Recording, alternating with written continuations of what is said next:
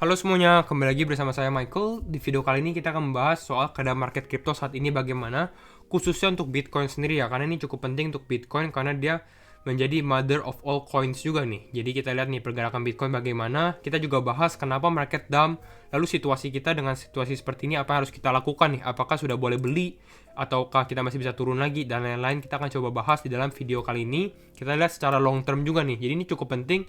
Jadi sebenarnya kalau kalian mendapatkan informasi baru atau mendapatkan ilmu gitu ya, kalian bisa bantu channel ini dengan cara like videonya, bisa juga subscribe, dan ya mungkin komen pertanyaan kalian. Kalau kalian nggak ada ngerti, saya coba bantu jawab. Nah kita akan langsung masuk aja ke dalam videonya. Yang pertama kita lihat dari Bitcoin sendiri ya. Bitcoin mengalami penurunan, jadi kita lihat rata-rata altcoins juga mengalami penurunan. Mereka yang malah terdampak terhadap keadaan dump di sini gitu ya. Nah sebenarnya langsung aja kita masuk ke Crypto Fear and Greed Index sebelum kita masuk ke dalam alasan-alasannya dulu nih. Jadi kalau untuk Crypto Fear and Greed Index kita 47, kita neutral ya, padahal kemarin extreme greed ya, tapi karena ada dump itu orang-orang langsung kembali sadar gitu. Wah ini kita masih berbahaya gitu ya, masih neutral. Apakah kita bisa masuk ke dalam zona fear gitu, ketakutan? Mungkin masih bisa, tapi nanti kita lihat nih kira-kira ke depannya gimana. Nah kita masuk ke dalam alasan pertama. Jadi ada 3 alasan. Alasan pertama yaitu adalah di sini, September 7 is Bitcoin Day in El Salvador as Bitcoin becomes legal tender atau sebagai mata uang yang sah di dalam El Salvador. El Salvador adalah suatu negara gitu ya. Jadi sangat coincidence atau sangat berpas-pasan juga nih, dimana pada saat Bitcoin Day, Bitcoin juga di-dump. Nah, banyak orang yang teorinya juga atau rumornya gitu ya, adalah salah satunya tuh IMF. IMF itu dari bulan-bulan Juli atau bulan Agustus, ini salah satunya contoh di tanggal Agustus ya kalau nggak salah ya. Jadi di sini IMF warns against using crypto as national currency ahead of El Salvador launch. Jadi dia memberi peringatan aja nih, IMF memberi peringatan kepada country sebenarnya. Jadi kalau kita baca di sini sebenarnya ya IMF ini nggak refer to El Salvador directly. Jadi bukan bilang wah El Salvador nggak boleh nih menerima Bitcoin sebagai mata uangnya, tapi dia cuma hanya memperingati doang gitu ya. Karena dia juga nggak ada hak untuk memforce atau mengharuskan, kira-kira seperti itu. Itu teori pertama, bahwa IMF mungkin atau yang against El Salvador pada saat disahkan didam aja, buy on rumor, sell on news. Jadi pada saat newsnya datang kita dump. Itu rumor pertama. Yang kedua adalah dari sini Lark Davis. Lark Davis adalah salah satu analis untuk kripto juga. Kita lihat nih, crypto market dumps hours before Coinbase announced their fight with the SEC. Jadi Coinbase ini masuk ke dalam radarnya SEC juga nih. Nanti kita bahas juga nih, kenapa sih? Jadi di sini kalau dia bilang ada yang potensi insider dump juga. Di mana orang-orang yang tahu nih bahwa Coinbase ini bisa masuk ke dalam kasus, karena Coinbase juga salah satu crypto exchange yang top lah di dunia. Jadi kalau misalnya dia ada masuk ke dalam radar SEC, mungkin orang-orang juga langsung agak panik juga, agak ketakutan. Jadi mungkin akan ada sell juga. Jadi mungkin bisa, kalau dia menurut dia ya, mungkin ada potensi insider dump juga. Ini yang justru membuat hari ini sepertinya market crypto tuh turun lagi, kira-kira seperti itu. Nah kita lihat nih dari newsnya, SEC threatened to sue Coinbase over lending product. Jadi kayak mau dimasukin ke dalam kasus lah untuk Coinbase sendiri. Dari mana? Dari lending produknya. Jadi pinjam meminjam. Istilahnya adalah Coinbase ini membuat yet to be launched. Jadi sebenarnya belum di launching, namanya lend program, di mana kita bisa meminjamkan stablecoin, kalau nggak salah USDC kita. Jadi kita pinjamkan, lalu kita dapat dapat bunga lah istilahnya, sekitar 4%. Ini kita bisa lihat dari Twitternya Coinbase. Ini kalian bisa baca lebih detail lagi sebenarnya ya.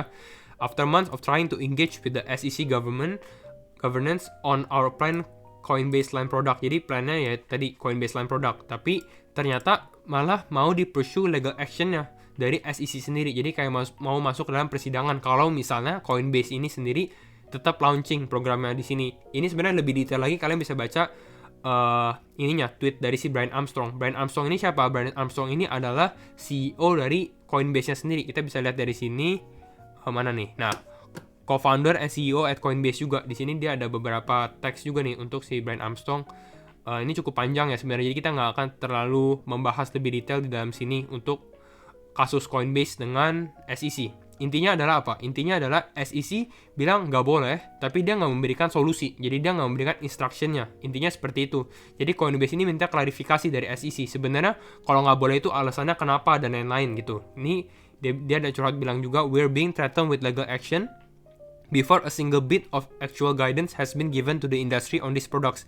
Jadi ya dibilang nggak boleh, tapi nggak dikasih tahu alasannya tuh kenapa. Jadi mereka tuh penasaran tuh di hal ini gitu ya dari si Brian Armstrong sendiri. Jadi kita bisa lihat lah ke depannya bagaimana update-nya. Itu reason kedua. Alasan ketiga adalah likuidasi. Di sini kita bisa lihat nih dalam 24 jam terakhir, total liquidation-nya ini banyak sekali. Ada 3,25 billion dollars ini totalnya ya. Ini dari beberapa exchange kita bisa lihat paling banyak itu dari si Bybit. Terus ada Binance juga. Mungkin dari beberapa kalian malah terkena likuidasi juga. Jadi sorry kalau misalnya kalian kena juga ya. Tapi ini kita bisa lihat nih 1,38 billion di Bitcoin, di 800 juta dolar di Ethereum dan lain-lain. Kalian bisa lihat dari sini. Jadi ini salah satu juga karena mungkin orang-orang sudah cukup bullish, jadi mereka nggak mikirin risk juga gitu ya. Lalu kita kembali lagi ke dalam plan B. Nanti kita refer juga ke dalam analisa teknikalnya ya. Nah, untuk plan B sendiri dia sebenarnya sudah ada ngomongan tentang dia punya prediksi lah dari bulan Agustus, September, Oktober, November, dan Desember gitu ya. Dan dia bilang September itu kita bisa turun sampai 43.000 gitu ya. Dan ini dia ada bilang juga nih 43.000 centang. Jadi istilahnya 43.000 itu sudah kena. Jadi memang kemarin damnya itu sampai ke 42.870. Jadi cukup pas dengan prediksi dia. Dimana dia membuat prediksinya di tanggal 20 Juni. Gitu ya. Lalu di sini plan B ada bikin prediksi lagi nih. Ini baru 6 September. Dia ada 3 worst case, base case sama best scenario gitu. Base case ini adalah expectation yang paling mungkin terjadi. Worst case dia adalah 200 weighted moving average 200 WMA gitu ya. Ini adalah worst case-nya di mana kita turun lagi nih sebenarnya. Nanti kita bahas juga nih worst case itu kira-kira di berapa sih Bitcoin. Lalu dia punya expectation menurut stock to flow model itu sekitar $100,000. Lalu dia punya base case menurut stock to flow acceleration model itu average-nya sekitar $288,000. Belum tentu ini benar juga, tapi ini hanya prediksi dia. Semua orang boleh menyatakan prediksinya juga kan. Sebenarnya seperti itu, tapi dia cukup on point juga. Dari Agustus kemarin cukup, September ini nanti kita lihat nih pembuktian bagaimana untuk bulan September karena kan belum selesai. Jadi kita lihat nih perkembangannya bagaimana ya. Nah, kita dari Bitcoin sendiri. Tadi kita mau ngomongin apa ya? Jadi lupa. 43.000 ya. Jadi memang 43.000. Oh, tadi kita mau lihat dari weighted 200 WMA, yaitu adalah worst case scenario dari Bitcoin. Nah, ini saya sudah ada buat. Di sini kita keluarin coba WMA-nya. Nah, wah, ini terlalu banyak garisnya, nanti jadi bingung. Nah, ini adalah WMA-nya. Kalau WMA-nya kita bisa lihat dari daily time frame ya. Kalau menurut dari Bitcoin USDT di daily time frame, WMA itu warna hijau. Jadi sekitar memang 42.000 nih. Jadi memang ini benar-benar persis di WMA di 200 WMA juga gitu ya. Jadi memang cukup on point. Nanti kita coba lihat nih bagaimana ke depannya. Ini untuk tadi worst case scenario-nya ya. Nah, kita bahas coba keadaan Bitcoin sekarang itu bagaimana. Kalau menurut saya sebenarnya ini kita masih belum bisa dibilang kita bakal reversal juga. Jadi kita butuh suatu reversal pattern yang cukup kuat juga sebenarnya ya. Jadi kalian harus siap-siap juga. Walaupun sebenarnya ada good news, beberapa good news. Saya coba kasih lihat beberapa good newsnya. Yang pertama adalah dari moving average 50 dan moving average 200-nya. Ini kalian bisa lihat yang warna merah itu adalah moving average 200. Kemarin walaupun kita turun ke bawah, kita itu di dalam time frame daily closing di atas moving average 200. Jadi ini masih bisa dibilang act as a support, masih bisa dibilang sebagai supportnya gitu ya. Itu yang pertama. Jadi itu salah satu good newsnya. Tapi apakah ini masih bisa kuat? Belum tentu kuat juga gitu ya. Tapi ini untuk sejauh ini masih oke. Lalu yang kedua adalah kalian bisa lihat di sini. Golden Cross ini mau terjadi ya. Sebelumnya kita mengalami Dead Cross di bulan Juni, kalau nggak salah 20 Junian kita mengalami Dead Cross. Dead Cross itu tandanya tuh seperti kayak kita mengalami fase bearish lagi. Dan memang sebenarnya di sini kita bisa lihat ya, kita ada fase akumulasi kan di sini ya. Kita turun terus. Nah, jadi kalau misalnya Golden Cross biasanya ini adalah suatu indikator di mana wah, kita ini bakal masuk ke dalam fase bullish. Dan ini memang kita bisa lihat dari sini Golden Cross mau naik di mana moving average 50-nya di atas moving average 200. Nah, kita bisa melakukan projection sebenarnya seperti ini ya. Jadi kita lihat dari sini, kita ukur kira-kira, mungkin ini saya ganti warna dulu ya, jadi warna biru jadi biar membedakan aja. Nah, seperti ini kita ukur. Nah, ini ya untuk yang moving average 50-nya.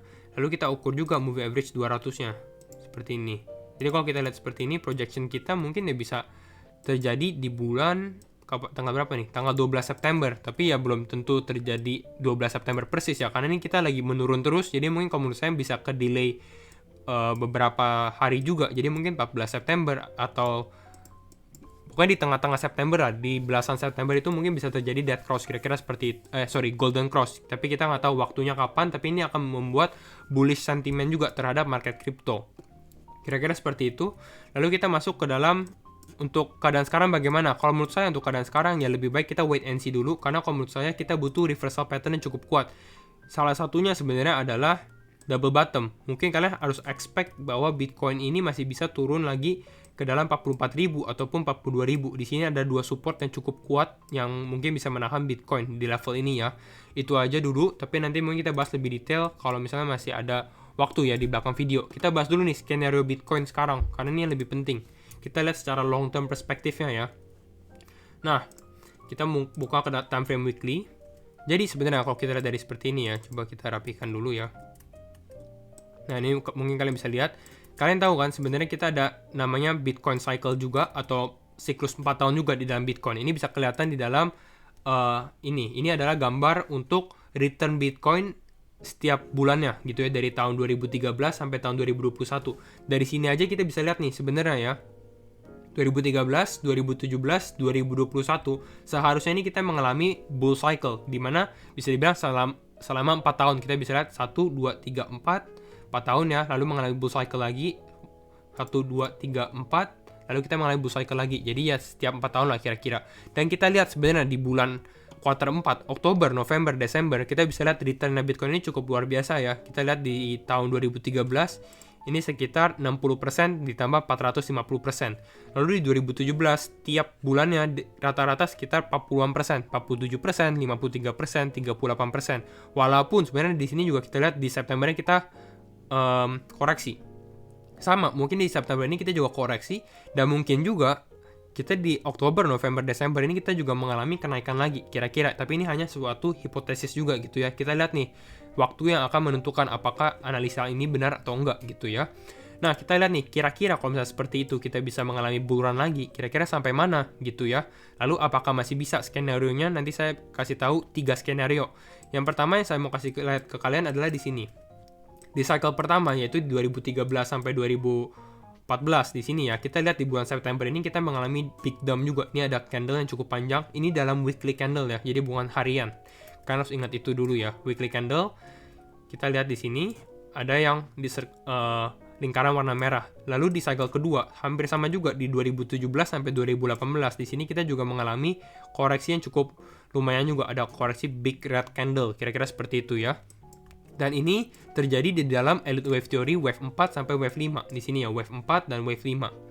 Lalu, sebenarnya kalau kita lihat dari posisi kita sekarang, mungkin kita bisa bilang juga bahwa ini adalah big red candle. Jadi saya mungkin keluarin yang bernama ini lingkarannya, gitu ya. Apakah ini adalah satu candle doang, apakah ini adalah 2 candle seperti yang sebelumnya terjadi? Kita belum ada yang tahu, tapi mungkin kalau misalnya kita ini bisa aja kita dari tes kembali ke dalam 42.000 di sebelumnya nih, di supportnya di sekitar 42.000, ataupun kita bisa tes ke dalam 39.000. Ini persis juga di garis Fibonacci, dan ini juga sebenarnya persis juga di dalam resisten sebelumnya nih gitu ya. Kita bisa lihat seperti ini. Jadi mungkin masih bisa terjadi untuk hal ini. Nah, skenario apa yang kita mau kasih lihat? Yang kita mau kasih lihat itu sebenarnya di sini. Kita bisa membandingkan dari bars pattern. Sebenarnya kita coba copy patternnya ya. Jadi contohnya di cycle kedua ini kan di tahun 2017 sampai tahun 2018 ya. Kita bisa lihat pada saat habis kita koreksi, kira-kira tuh kita naik sampai berapa nih. Nah, kita coba copy bars patternnya kira-kira seperti ini. Kita copy dari cycle yang pertama, lalu kita copy juga untuk cycle yang kedua. Gitu ya. Dan kalau misalnya kita copy lalu kita taruh ke dalam candle kita sekarang ini kira-kira itu di berapa? Kita bisa lihat dari seperti ini. Kita coba keluarin cycle 1. Ini cycle yang di 2013 sampai 2014. Hasilnya adalah kita naik bisa sampai ke sekitar level 435.000 atau 430-an ribu gitu. Jadi ini cukup luar biasa sih gainnya kalau misalnya seperti ini ya. Tapi kalau menurut saya ini kemungkinan besar nggak terjadi juga sih. Kenapa? Karena kita dari plan B juga ini sedikit unrealistic untuk gainnya, karena market crypto juga sudah tambah mature, udah tambah dewasa, udah tambah besar juga gitu. Jadi lebih susah untuk flip market. Lalu kalau kita lihat dari cycle kedua, Cycle kedua itu yang ini, 2017-2018. Di sini kita bisa lihat juga, ini mungkin masih bisa terjadi, tapi ini mungkin naik sampai 165 ribuan. Ini masih sesuai dengan prediksi saya hampir sama top Bitcoin itu mungkin maksimal sekitar 165 ribu dolar. Kalau misalnya di cycle ini. Lalu yang ketiga, jadi kita udah lihat nih, 2 cycle ini ya. Lalu yang ketiga, sebenarnya saya lihat ini dari cycle Elliott Wave Theory kita, dari wave 1, yang cycle ketiga yang kita mulai dari 2018 awal nih. Di sini yang kita mengalami wave 1, wave 2, wave 3, wave 4 dan wave 5. Di sini kita lihat mulai ngambil bars pattern-nya dari yang sebelah sini nih. Pada saat kita koreksi di level ini. Gitu ya, di level sini kita bisa lihat kira-kira keberapa sih. Nah, ini hampir sama juga, kita keluarin coba ya wave 3. Nah, seperti ini. Hampir sama kan pattern-nya, sebenarnya pattern-nya kita bisa ambil seperti ini. Kalau kalian bertanya ya, bars pattern kita ambil ke topnya, kira-kira seperti ini kan. Kira-kira patternnya hampir mirip kan? Nah, bisa kita compare hampir mirip. Jadi sebenarnya di sini kita bisa lihat ada 3 skenario Bitcoin yang potensinya terjadi. Jadi kalau misalnya kita lihat dari long term point of view, sebenarnya ini hanya suatu koreksi aja sih. Walaupun ini bisa dibilang dump juga, tapi ya ini koreksi sebelum atau dump sebelum kita terbang. Kalau misalnya ini kita masih dalam bullish skenario gitu. Untuk sekarang sih sebenarnya masih belum ada tanda-tanda kita bearish. Kecuali kita jebol nih 40.000 support ini, kita turun. Nah ini mungkin saya akan merubah point of view saya ke dalam yang lebih bearish. Dimana kita akan mengalami penurunan. Tapi kalau berdasarkan history atau berdasarkan data, ya hal ini bisa terjadi gitu. Dimana ini satu prediksi dimana Bitcoin bisa sampai ke 100.000 ataupun ke golden ratio juga di sekitar 107.000 dolar gitu ya di akhir tahun. Kita bisa lihat juga ini endingnya semua di sekitar akhir tahun nih. Ini di sekitar Desember 2021 ataupun di sekitar Novemberan, kira-kira seperti itu. Jadi itu saja video dari saya untuk video tentang Bitcoin dan analisa market gitu ya. Jadi kalau kalian enjoy video ini, kalian mendapatkan ilmu baru, tolong share video ini, like, comment, dan subscribe, and see you in the next video. Bye-bye.